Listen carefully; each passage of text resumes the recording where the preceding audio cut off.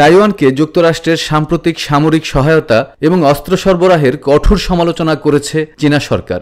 রোববার বেইজিং হুঁশিয়ারি দিয়ে বলেছে, তাইওয়ানকে সমর্থন করা ও অস্ত্র সরবরাহ আগুন নিয়ে খেলার মতো এবং এর ফলাফল যুক্তরাষ্ট্রের জন্য ক্ষতিকর হতে পারে।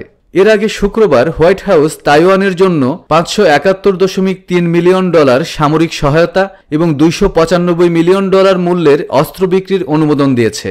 এর আগে চলতি মাসেই $385 মিলিয়ন মূল্যের অস্ত্র বিক্রির অনুমোদন দেয় যুক্তরাষ্ট্র। গ্লোবাল টাইমের প্রতিবেদন অনুযায়ী চীনের পররাষ্ট্র মন্ত্রণালয় জানিয়েছে, যুক্তরাষ্ট্র এক চীন নীতি এবং 3টি চীন যুক্তরাষ্ট্র যৌথ বিবৃতি লঙ্ঘন করেছে। চীনা পররাষ্ট্র মন্ত্রণালয়ের একজন মুখপাত্র বলেছেন, তাইওয়ানকে অস্ত্র দিয়ে স্বাধীনতায় সাহায্য করা আগুন নিয়ে খেলার সমান এবং এতে যুক্তরাষ্ট্রই পুড়ে যাবে।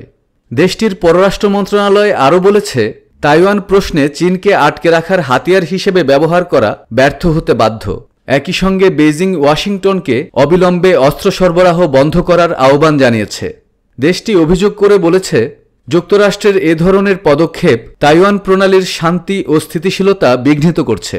চীনা মুখপাত্র বলেন, জাতীয় সার্বভৌমত্ব, নিরাপত্তা এবং আঞ্চলিক অখণ্ডতা দৃঢ়ভাবে রক্ষা করতে আমরা প্রয়োজনীয় সব পদক্ষেপ নেব।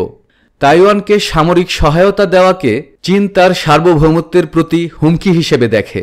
অন্যদিকে যুক্তরাষ্ট্র তাইওয়ানের প্রতিরক্ষা সক্ষমতা বাড়ানোর পক্ষে যুক্তি দেখায়।